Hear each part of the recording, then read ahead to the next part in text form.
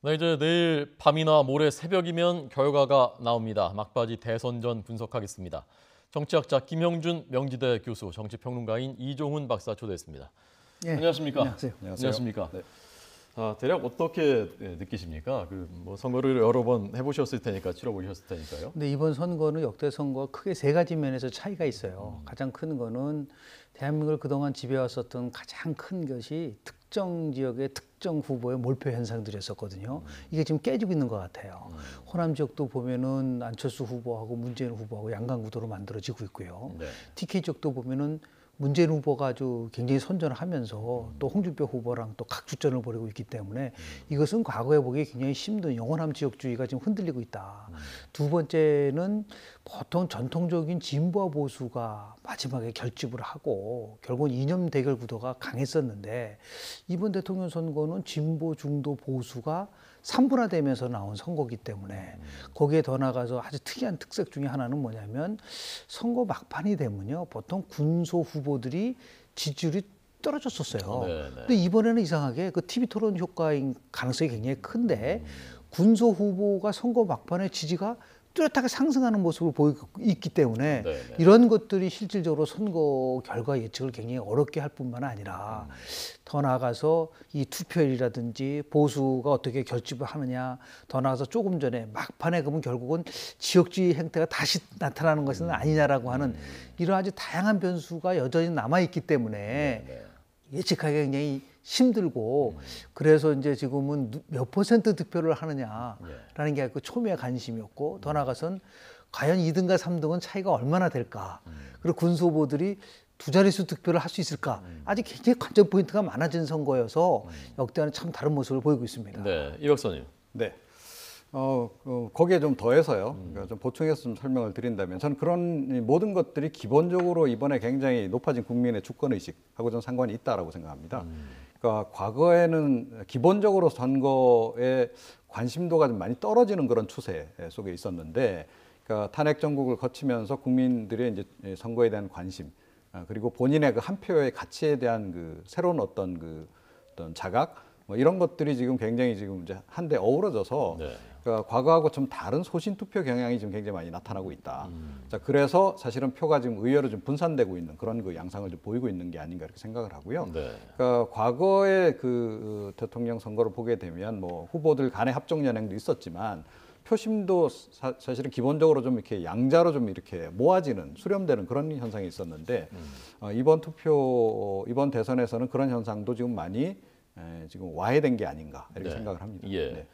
미국의 월스트리트저널이 막판 대역전 가능성을 언급했는데요. 어떻게 해석하셨습니까? 그거는 그 사설의 내용을 명쾌하게 보면은 좀 약간 다른 해석이 가능할 수가 있어요. 그러니까 우리 월스트리트 저널인 건 굉장히 보수 성향의 신문인데요. 핵심은 이 트럼프가 오히려 한국 대선에서 사드 비용에 대한 문제를 얘기함으로써 판을 이상한 식으로 바꿨다. 그러니까 다시 얘기해서 뭐 좌파 진영에 그 진보 진영에 있는 후보들과 대항할 수 있는 보수 진영에 힘을 실어주지 못하고 있다는 것은 패착이다. 그런 뜻의 그런 얘기를 하면서 그러나 분명한 것은 이제 안보 이슈가 불거지면서 중도 보수층이 결집을 하면은 의외의 결과가 나올 수 있다라는 것을 이제 얘기를 하고 있는 것인데요.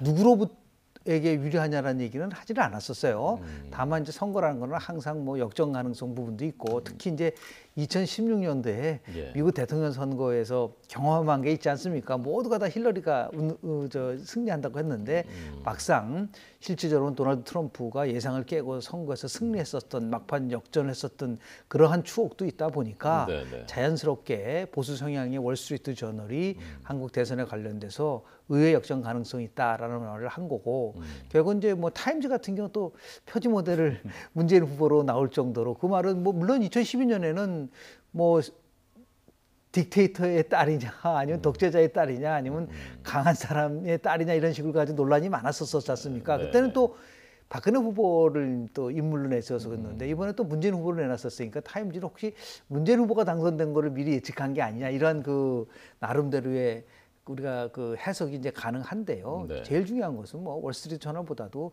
대한민국의 언론 특히 뭐 이런 얘기하면 뭐하죠. YTN에서의 보도를 포함해서 대한민국에서의 보도가 더 정확하지 않을까 생각합니다. 사실은 뭐 미국 월스트리트저널이 여기에 취재 인력이 있는 것도 아닐 테고 어떤 구체적인 데이터를 제시하는 것이 아니니까요. 무슨 외신이 보도했다, 뭐 유력 언론이 보도했다고 해서 그걸 너무 무게를 둘 필요는 없는 것이다. 다만 지금 이제 각 후보들 진영에서는 문재인 후보 측에서는 45% 가능하다. 홍준표 후보 쪽에서는 40%로 우리가 2, 3%포인트 이길 것이다. 네. 안철수 후보 쪽도 안풍이 다시 불면서 40% 이상이 될 것이다라고 서로 이제 그 예측을 하고 있단 말입니다. 네. 어떻게 전망하십니까? 예, 그러니까 결국은 이제 그러니까 마지막 우리가 여론조사 결과는 본 바가 있지 않습니까? 그 공표 금지 기간 그 직전에 발표된 것들은 다 봤는데 거기서부터 얼마나 이제 변동이 있겠는가 이제 이거 아니겠습니까? 그러니까 홍준표 후보가 그 당시에 약간 이제 상승세를 타고 있었기 때문에 정말로 그 이제 안철수 후보하고의 그 격차를 좁히는 걸 넘어서 오히려 돌파를 해서 문재인 후보 쪽으로 좀 맹추격을 하고 있거나 또는 추월을 했느냐 이게 이제 한 가지 포인트가 될 것이고요. 네. 안철수 후보도 이제 뭐 이른바 뚜벅이 유세에 나서면서 굉장히 지금 뭐 여론의 반응이 좋다 뭐 이렇게 얘기를 하고 있어요. 그래서 본인이 이제 다시 이제 이렇게 바닥을 치고 다시 되치고 올라와서 지금 문재인 후보하고 지금 뭐 양강을 형성하고 있다 뭐 이렇게 이제 얘기를 하는 건데, 그러니까 다분히 이제 희망 섞인 그런 이제 그 해석이라고 이제 봐야 되겠죠. 그리고 좀 더 냉정하게 말씀드리면, 그러니까 그 마지막 여론조사 이후에 그러면 뭔가 돌발 변수가 있었냐는 걸 우리가 좀 볼 필요가 있는데 돌발 변수가 없었다는 거죠. 뭐 후보가 단일화된 그것도 없었고 또 조금 전에 잠깐 얘기 나왔습니다만 뭐 북풍 또는 동풍이 좀 더 강하게 새롭게 불어서 뭐 영향을 미칠 정도였느냐 그것도 아니고 또 후보 각 개인의 뭔가 이렇게 돌발 악재가 또 지금 그게 또 변수가 될 수 있는데 그런 현상도 없었다는 거죠. 그러면 이 추세, 그러니까 우리가 그동안 봐왔던 추세에서 뭐 변동이 어느 정도는 있겠지만 그래도 이게 큰 변동이 있을 거라고 기대하기는 좀 쉽지 않은 그런 상황이 아닌가 이렇게 생각을 합니다. 네, 자 그러면 후보들의 발언을 한 명씩 들어보고요. 후보들 구체적으로 얘기를 더 해보겠습니다. 먼저 문재인 후보부터 보겠습니다. 전국에 정권 교체의 태풍이 불고 있습니다. 전 문재인의 득표율이 높을수록 국정농단 세력이 발목을 못 잡게 됩니다. 압도적인 정권 교체 만들어서 제대로 개혁할 힘 주시겠습니까? 제가 대통령이 되면 엄청난 정치 보복을 할 거라고 말씀하시는 분들이 계십니다. 사실 이명박 박근혜 정부는 정치 보복이 심했습니다. 국민 여러분 약속드립니다. 다음 정부는 절대 그런 못된 짓 하지 않겠습니다. 네, 정치 보복 얘기한 건 어떻게 해석하셨습니까? 지금 국민 대통합 정부를 만들겠다라는 것이 이제 문재인 후보 측의 얘기인데요. 이게 굉장히 고도의 정치적인 철학과 의지, 그 리더십이 필요한데요. 두 가지가 어떤 면에서 보면 상충할 수가 있어요. 대통합과 적폐청산. 지금도 아주 강력한 압도적 승리를 통해서 개혁을 이룰 수 있게 국정농단 세력의 발목을 못 잡게 해달라고 얘기한다는 것은 통합을 하더라도 실질적으로 원칙과 기준을 가지고 하겠다라는 얘기를 하고 있거든요.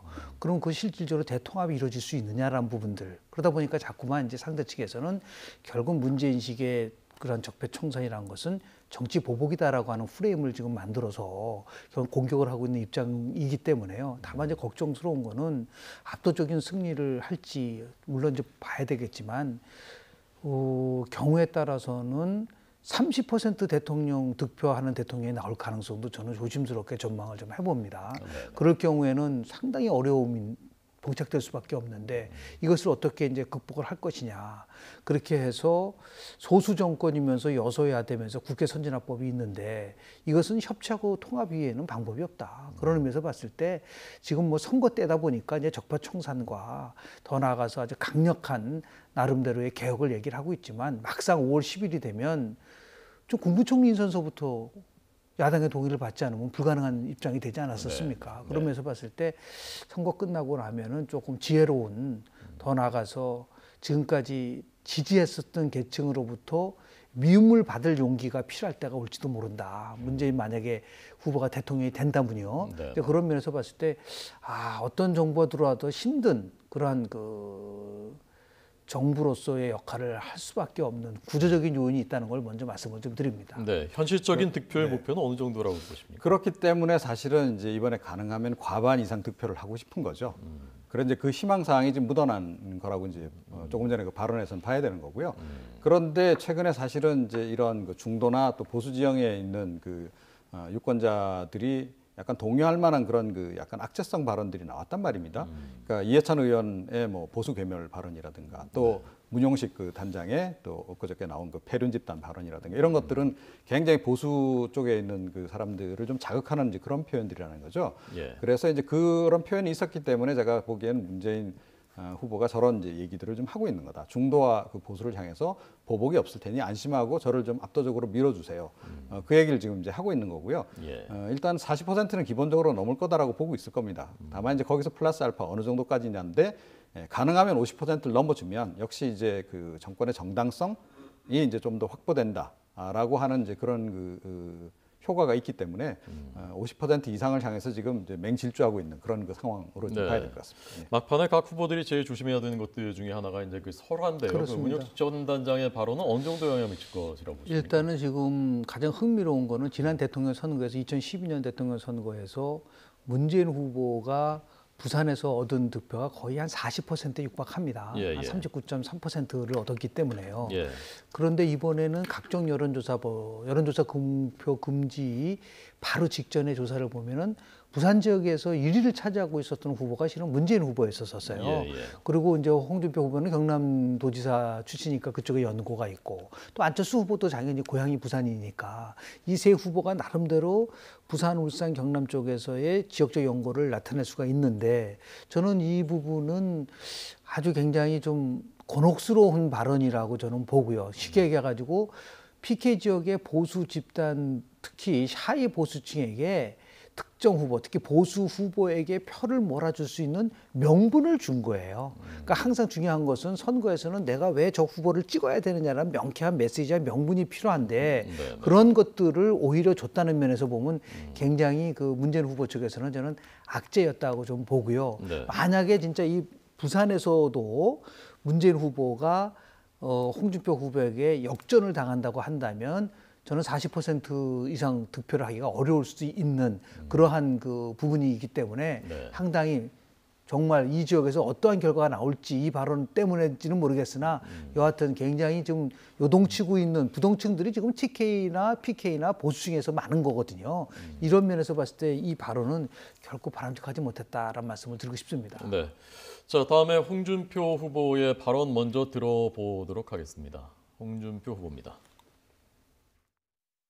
5월 9일은 친북 좌파 심판하는 날이다. 문재인 후보는 당선되면 북에 뽀로로 간다고 그럽니다. 근데 가서 뭐 하겠어요? 달러 바치러 가는 게 달러. 또 3번째는 그 알라 같으면 안 되겠죠? 3번은 그 토론해 보니까 알라. 어디네? 초등학생 수준. 네, 거침없는 발언인데요. 이 홍준표 후보도 그 일종의 설화에 지금 그 장인어른을 지칭한 그 발언이죠. 그것도 같이 들어보고서 듣겠습니다. 홍수관 고시됐다고 전화를 하니까 우리 장인들은 첫마디가 기손이 장을 찢은다고 했으니까 첫마디가 신문에 안 났다 그거 끊어버렸어요. 딸은 데리고 갑니다. 고생 안 시킵니다. 대신 자녀들은 우리 집에 올 생각하지 마소. 내 집에 못 오겠어요. 내 장모만 와서 26년간 못 오겠어요. 절대 못 오겠어요. 우리 장모님만 모시고 그래 용돈도 검수할 때 이제 돈 좀 있으면 우리 장모님한테 주면서 이 영감대기하고 갈랐으면 내가 절대 앞으로 한 푼도 안 준다. 그래가지고 내가 26년간 그랬어요. 네.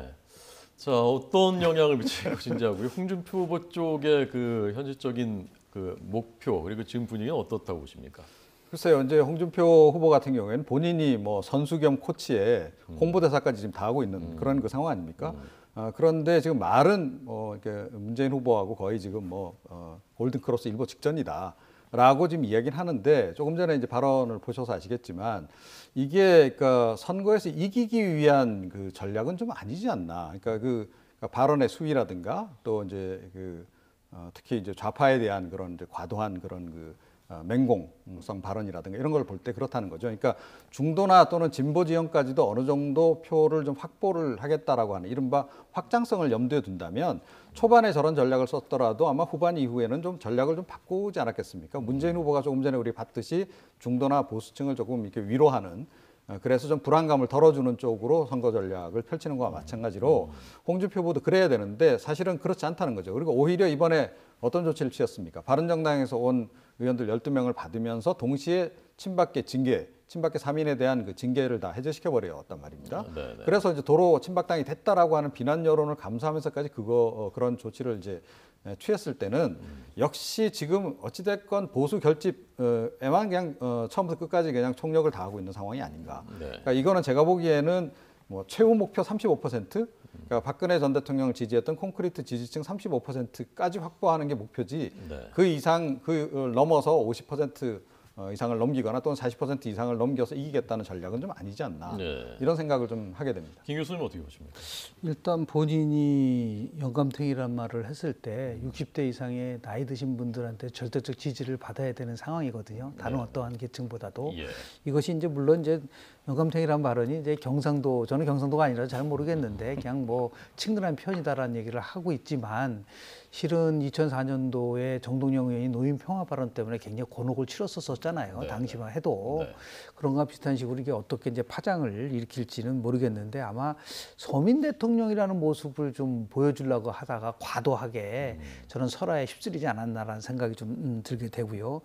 특히 이제 바른정당 후보들 영입을 한 부분들에 대해서 특히 이제 친박 의원들에 대해서 저는 다 구제하는 것이 과연 자충수냐 아니면 이게 승부수냐라는 그 부분 속에서 굉장히 그 전략적 판단을 했다고 보는데요. 글쎄요, 그거는 뭐 본인이 뭐 판단해서 나온 결정이기 때문에 아마도 마지막 그 샤이 보수층에 대한 명분을 주기 위한 하나의 그 승부수라고 보겠지만 지금 보면은 이제 보수도 아주 굉장히 강성 보수가 있고 중도 보수라는 게 있어요. 근데 강성 보수는 한 30% 정도 차지를 하고 있는데요. 이 중도 보수가 한 20% 정도 차지를 하고 있습니다. 이 중도 보수 20%가 과연 저런 그 친박에서 인사들을 이렇게 모두 다 일괄 구제하는 것에 대해서 어떤 반응을 보일지에 대해서는 저는 뭐 득보다 과연 실이 더 많을 수도 있고 모르겠어요. 자기 자체적으로 이제 판단을 했기 때문에 그렇다고 좀 보겠지만은 조금 전에 이 박사님 말씀하신 것처럼 35% 숨은 보수표까지 다 합친다고 한다면 최소한 35%고 36, 37, 35 정도에서 승부를 걸겠다라고 하는 그러한 그 나름대로의 전략적 판단에서 나온 것이 아닌가라는 생각을 하게 됩니다. 김문수 노동부 장관 카드는 어떻게 해석하십니까? 일단은 뭐 이제 섀도우 캐비넷이란 말을 많이 하지 않았습니까? 뭐 국방부 장관은 뭐 박정희 전 장관이라든지 노동부 장관은 뭐 김문수 전 경기도지사를 임명을 하겠다고 하는데 그거는 별로 크게 영향을 미칠 것 같지는 않고요. 오히려 지금 문재인 후보 측에서는 처음에는 섀도우 캐비넷 얘기를 하다가 전혀 얘기를 하지 않고 있지 않습니까? 네네. 또 본인도 TV 토론에서는 얘기하는 건 선거법에 위반이 된다고 해서 그 얘기를 안 했었었는데 저렇게 얘기한다는 것은 일종의 이제 자신감이 있다. 그리고 우리는 준비돼 있다라는 것을 이제 보여주기 위한 하나의 나름대로의 그런 그 전략이라고 보지만 저는 그 부분이 그렇게 크게 선거에는 영향을 미치지 못할 거라고 저는 봅니다. 네, 자 다음 안철수 후보로 넘어가도록 하겠습니다. 안철수 후보의 말부터 들어보겠습니다. 저는 감히 뚜벅이 유세를 제2의 안풍이라고 생각합니다. 진심이 있었기에 국민께서 그것을 알아봐 주셨다고 생각합니다. 1번과 2번은 과거입니다. 1번과 2번은 수구 기득권입니다. 또다시 1번이나 2번이 되면 광장은 앞으로 5년 내내 분노한 대중의 전쟁터가 될 겁니다. 이대로 멈추면 대한민국의 미래는 없습니다. 안철수를 찍으면 국민이 이깁니다. 민심의 바다가 여론조사를 뒤집을 겁니다. 네, 민심의 바다가 여론조사를 뒤집을 것이다. 실제로 지금 안철수 캠프의 분위기나 그 목표는 어떻게 파악하십니까? 그러니까 지지율이 좀 속락하는 속에 지금 마지막 여론조사 결과를 이제 보고 끝난 거 아니겠습니까? 그러니까 그 이후에 어찌됐건 이제 반등을 시켜야 되는데, 그러니까 여론조사 지표상 이제 그 당시까지 이제 나온 분석을 보게 되면 안철수 후보를 지지했던 표 가운데 특히 보수표가 상당수 빠져나갔다는 거 아닙니까? 자, 그래서 이제 보수표를 이제 어떻게든 다시 이제 되돌려 다시 이제 불러와야 되는 이제 그런 그 상황인 거죠. 그리고 이제 또 다른 한편에서 그러니까 본인을 지지했던 또 약간 진보 성향의 어떤 표심들은 유승민 후보나 또는 심상정 후보 쪽에 좀 더 관심을 약간 갖는 그런 현상조차 있었단 말이에요. 그러니까 모든 악재가 막 다 겹친 그런 그 상황에서 이제 마지막 이제 선거 유세에 이제 들어가게 된 거고, 결국 이제 그 상황에서 택한 마지막 카드가 이제 뚜벅이 유세라고 이제 볼 수는 있습니다. 그런데 이 뚜벅이 유세가 뭐 좀 자체 뭐 분석은 상당히 뭐 반응이 좋다. 또 뭐 SNS 그런 이제 홍보를 하는 과정에서 뭐 시청률이 굉장히 높다. 뭐 이렇게 이제 얘기를 하는데, 그러니까 이미 이제 안철수 후보를 지지하던 층 사이에서는 상당히 이게 반향을 일으킬 수는 있다. 그런데 그러니까 안철수 후보를 지지했다가 다른 후보 지지로 돌아선 사람들을 다시 되돌려 오기에는 좀 역부족이 아닌가 이런 생각을 좀 하게 됩니다. 그리고 역시 이제 이런 그 마지막에 뭔가 그러니까 안철수 후보 입장에서는 판을 흔들 만한 카드를 좀 던졌어야 한다 이렇게 생각을 하고요. 그 카드를 좀 못 던진 것이 좀 결정적인 그 요인으로 좀 작용하고 있지 않나. 글쎄 역시 이제 그 단일화에 대한 요구가 계속 많지 않았습니까? 특히 이제 안 되면 유승민 후보라도 꼭 잡아라. 그래서 바른정당하고라도 그 뭐 통합 뭐 어떤 그 합당까지는 아니더라도 상당히 좀 단일화를 했더라면 그래도 좀 표심을 결집시키는, 그리고 보수 쪽에 홍준표 후보 쪽에 갔던 표의 일부조차도 심지어 좀 다시 돌아오게 할 수 있는 그런 명분을 좀 제공해 줄 수 있었던 거 아니냐라고 하는 분석을 많이 하는데요. 저도 생각은 똑같습니다.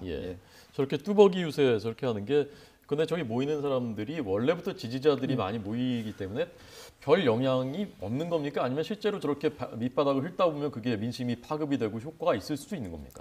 선거 유형에 따라서 뚜벅이 유세가 유력을 발휘할 수가 있고 그렇지 않을 경우가 있어요. 그래서 서울시장에 이제 박원순 후보라든지요, 과거에 보면 또 총선에서 홀로 뭐 지나가는 자동차를 향해서 계속 서서 인사를 한다든지 이런 경우가 있었거든요. 그런 거는 이제 워낙 이제 그 공간이 작고 그 접촉하는 사람이 적기 때문에 그게 가능하지만 대통령 선거기라는 거는 전국적 규모에서 일어나는 선거인데 저렇게 이제 뚜벅이 유세를 했을 때는 전통적 방식과는 다르죠. 투표장에서 마지막에 유권자들이 움직일 때는 뭐냐면 새를 보고 움직이는 경우도 있어요. 그러니까 목소리도 듣고 자주 화면에도 보이고 이렇게 자기가 접촉할 수 있는 그런 사람들이 돼야 되는데 혼자서 이렇게 돌아다니다 보면은 상대적으로 다른 후보와 비교를 했을 때는 조금 새 면에서 이게 좀 밀린다는 모습을 보여줬을 뿐만 아니라 또 그리고 실질적으로 안철수 후보가 심상정 후보라든지 또는 뭐 유승민 후보랑 같이 함께 했으면 좋겠다라는 얘기까지 했었어요. 진보의 목소리가 더 크게 듣고 싶으면은 심상정 후보를 찍고 보수의 새 희망을 만들려고 하면 뭐 예를 들어 유승민 후보를 찍어도 된다. 이런 이제 발언도 한 적이 있단 말이에요. 이러다 보면 굉장히 통 크고 한편 얘기하면 통합정부를 펼치겠다는 그런 의지를 보이는 면에서 보면 좋아 보이지만 실질적으로 보면 일종의 본인이 결국 모든 걸 주도해서 가야 되는 그런 모습을 보여줘야 되는데 막판에요. 아직 강한 모습을 더불어서 자기가 결국 1등이다라는 것을 보여줘야 되는데 그런 것이 좀 약하게 되면 전통적 방식에서는 좀 벗어나고 있기 때문에 물론 이제 SNS 시대라고 얘기를 하고 있지만 그 효과에 대해서는 그렇게 우리가 확실하게 바닥 민심이 움직일 정도로 파괴력이 있을까라는 것에 대해서는 좀 퀘스천 마크가 좀 있습니다. SNS 생중계를 했으니까요. 그게 어느 정도 파급되는지는 아마 내일 투표함을 열어보면 그것도 어느 정도는 가늠할 수 있을 것 같습니다. 자, 마지막으로 그러면 의외로 마지막까지 정말 완주를 했고 의외로 갈수록 오히려 조금 상승 곡선을 타는 듯한 모습을 보이는 유승민, 심상정 두 후보는 어느 정도까지 득표할 것이라고 보시는지 두 분의 예측을 마지막으로 듣고 마치겠습니다. 그러니까 뭐 이제 두 후보 다 희망사항은 15% 이상일 겁니다. 이제 그러면 이제 선거비 보전도 다 받고 또 정치적으로도 굉장히 유의미한 그런 이제 수치이기 때문에 이제 그런 정도 목표를 할 거다라고 생각을 하고요. 그런데 현실은 두 자릿수 전후가 될 가능성이 좀 높지 않나 이렇게 생각합니다. 그리고 이제 심상정 후보 같은 경우에는 뭐 이미 그 선에 좀 도달했다 내지는 좀 뭐 이미 두 자릿수로 올라섰다라고 하는 이제 자체 분석 결과도 좀 내놓고 있긴 한데 심상정 후보가 오히려 두 자릿수를 넘길 가능성은 조금 더 높다고 보고요. 네. 유승민 후보 같은 경우에 이제 막판에 좀 탄력을 받은 것은 사실인데 그럼에도 불구하고 이렇게 유승민 후보를 지지하는 층과 안철수 후보를 지지하는 층은 약간 좀 지지가 겹치는 그런 측면이 없잖아 있다는 거죠. 그래서 이제 막판에 가서는 유승민 후보를 지지하던 그 유권자들 가운데서 역시 현실적인 전략적인 그 투표를 일부할 가능성이 있다. 그래서 유승민 후보 같은 경우에는 두 자릿수까지는 조금 못 미칠 가능성도 없잖아 있다. 저는 그렇게 생각을 합니다. 네. 네. 저는 오히려 그 두 후보의 지지율 합이 얼마나 될까가 더 관심이 많습니다. 예를 들어서 지금 예측으로는 뭐 심상정 후보가 한 두 자리 한 10% 그리고 유승민 후보가 5%만 되더라도 그게 15%가 되지 않습니까? 네. 근데 이 15%가 결국은 문재인 후보 아니면은 안철수 후보 쪽에다 위협적이 될 수가 있는 것이죠. 그러니까 특히 지난 대통령 선거에서 문재인 후보가 48%를 득표를 했는데요. 52대 48의 법칙이라는 게 있습니다. 대한민국 대통령 선거에서요. 승리한 자가 52를 가져간다라고 하는 것과 이제 양자대결 구도라고 한다면 다자대결 구도에서도 진보 진영의 전체 합이 50 최대의 52다. 그렇다고 하면은 심상정 후보가 10%를 가져간다면은 맥시멈 42%. 근데 만약에 48%가 진보 진영이라고 했을 때 거기서 10%를 가져간다면 38%까지 떨어질 수가 있는 것이죠. 네. 여기에 유승민 후보가 오히려 안철수 후보보다는 20대 학생층을 중심으로 한 젊은 세대의 표를 만약에 흡수를 하게 되면 그것도 문재인 후보 쪽을 만약에 위협을 하게 된다고 한다면 조금 전에 말씀드린 것처럼 40% 선이 무너질 수도 있다. 네. 그런 면에서 봤을 때 두 후보는 뭐 선전한 거예요. 지금 뭐 최대의 어떤 면에서 봤을 때는 다크호스는 아니지만 그래도 국민들에게 충분히 자신을 알릴 수 있는 특히 2004년도 아니겠습니까? 당시에 총선에서 민주노동당이 13%를 얻었을 때 진보 중에 가장 많은 정당 득표를 한 거거든요. 거기에 버금가는 거를 만약에 얻는다고 한다면 이제 진보 진영에서의 주도권도 과거의 민주노동당이 아니라 확실하게 정의당 쪽으로 넘어왔다라는 것을 보여준다는 면에서 봤을 때 그 10%대 이상의 득표를 한다는 것은 굉장히 함의가 있다고 좀 보고요. 유승민 후보가 5% 이상 만약에 득표를 하고 10% 육박한다고 한다면 결국 개혁적 보수의 방향성 면에서 봤을 때 뭐 끝나고 나서 새롭게 변화할 수 있는 그러한 동력을 확보한다는 점에서 관심 있게 해야 될 부분이라고 저는 봅니다. 네, 만약에 유승민 후보가 10% 정도로 득표한다라고 하면 그 10%가 원래 어디 저는 50%는 문재인, 50%는 안철수 후보라고 봅니다. 그러니까 결국은 보수에서를 가져오지는 못한다. 왜냐하면 후보를 지지하는 데서는 올 표가 없다. 올 표가 없는 거죠. 왜냐하면 그것은 지난 YTN 마지막 여론조사 결과를 보더라도 실질적으로 유승민, 심상정 후보가 강세를 보이고 있는 게 20대예요. 그리고 TK 지역에서는 그렇게 강하게 이렇게 치고 올라가지는 못했던 부분들이 있기 때문에 보수 세력에서 일부를 가져갈지는 모르겠지만 제가 볼 때는 오히려 젊은 세대한테 그 표가 지금 심상정 후보와 더 나아가서 유승민 후보 쪽으로 돼 있는데 지금 압도적으로 이긴다, 결국 모든 게 이긴다 하면은 지난 2016년도에 미국 대통령 선거 때 예를 들면요. 당시 힐러리가 이긴다고 해서 졌지 않습니까? 네. 그때 USC라는 대학에서 나중에 조사를 해봤더니 힐러리를 지지하겠다고 얘기한 사람들 상당한 부분이 투표장으로 안 간 거예요. 힐러리가 다 이긴다고 하니까 굳이 내가 나갈 필요가 뭐가 있느냐. 문재인 후보가 승리한다고 하니까 편하게 진보 진영의 후보들이 심상정 후보를 찍을 수 있는 여건이 만들어진 건 또 사실이에요. 네. 그래서 이제 막판에 압도적으로 지지해달라고 지금 문재인 후보 측에서 호소하고 있는 것도 이런 맥락에서 이루어지는데요. 여하튼 가장 흥미로운 것은 대한민국에서 군소 후보가 선거 막판에 지지율 상승을 하고 있다는 것은 앞으로 선거 이후에 정계 개편이라든지 아니면 유권자 재편성에서 상당한 중요한 함의를 갖고 있는 그런 결과가 있을 수 있기 때문에 관심을 갖고 봐야 될 거라고 봅니다. 네. 유승민 표가 절반 정도는 문재인 후보 쪽에서 오고 절반 정도는 안철수 후보 쪽에서 올 수 있다. 동의하십니까? 저는 생각이 조금 다른데요. 그러니까 문재인 후보 쪽에서 올 표는 별로 없을 거라고 생각을 하고, 그러니까 오히려 홍준표 후보를 그러니까 홍준표 후보를 원래 지지했다라고 보기는 어렵고요. 그러니까 보수층이 일단 탄핵 정국에서 상당히 좀 많이 이렇게 흩어지지 않았습니까? 부동층화됐고, 그러니까 이른바 이제 중도 보수, 그러니까 보수에서도 조금 이제 중도 지형에 가까운 이분들 같은 경우에는 그분들 중에 이제 상당수가 유승민 후보를 지지할 가능성이 좀 높지 않나. 네. 그래서 저는 이제 그 홍준표 후보를 지지할 법한 후보 유권자의 절반, 그리고 이제 안철수 후보를 지지할 법한 그 유권자의 절반 정도가 네. 지금 유승민 후보를 지지하지 않을까 이렇게 생각을 합니다. 예. 이것도 나중에 다 선거 끝나고 나면 분석을 하죠. 그렇습니다. 왜냐하면 이제 선거 후에 이번에 그 흥미로운 건요. 출구조사가 단순하게 누굴 찍었느냐고 묻지를 않고요. 심층 분석을 합니다. 그래서 아마 선거 후 여론조사 그 방향을 보면서 그동안 우리가 얘기했던 여러 가지 가설이나 그동안 얘기했었던 것들이 얼마만큼 맞았는지에 대해서 한번 평가해 볼 수 있는 시간을 가질 수 있을 거라고 저는 봅니다. 그거 하나만 짧게 여쭤보죠. 사전투표가 이번에 26%나 돼서 출구조사 결과 정확할 것이냐에 대해서 걱정이 많다고 걱정이 많더라고요. 실질적으로 보면 26%가 빠져 있기 때문에 더 나가서 1시간 전에 모든 출구조사를 끝내거든요. 7시까지입니다. 근데 선거 막판까지 이제 그 1시간 동안에도 지난 2012년 대통령 선거 보면 많이 몰려 있었어요. 이런 것들 감안한다면 뭐 아직 압도적으로 출구조사에서 이기는 거로 나온다면 특정한 후보가 뭐 출구조사가 영향을 받지 않겠지만 이 출구조사에서 정말 누구도 예측하지 못한 박빙의 승부가 나오게 된다고 한다면 결국은 사전투표를 하지 못했기 때문에 거기에 대한 출구조사를 못했기 때문에 아마도 예측하고 더 나가서 마지막 최종적인 그러한 그 결론을 낼 때까지는 시간이 더 많아지지 않을까라는 생각이 좀 들고요.